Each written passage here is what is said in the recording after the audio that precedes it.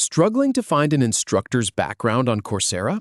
You click their name on the course page, and their full profile appears instantly. It sounds so simple, but if you've ever spent 5 minutes clicking around, hunting for a bio or credentials, you know it's not always obvious where to look. By the end of this video, you'll be able to get to any instructor's full profile with their professional bio, their affiliated university, and even all the other courses they teach in just a few seconds.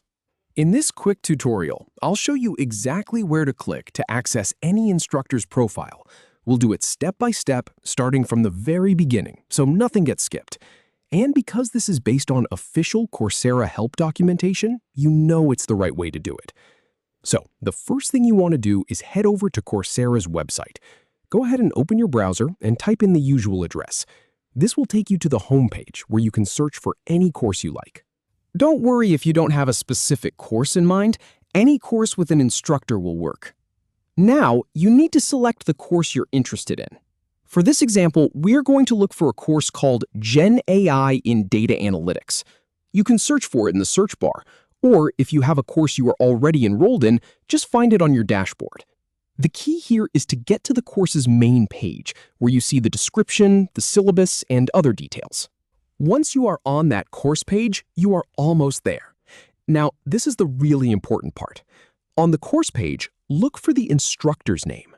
It is usually located right under the course title or right next to it. It will be displayed as a clickable, hyperlinked name. In our case, we are looking for Anka Audenart.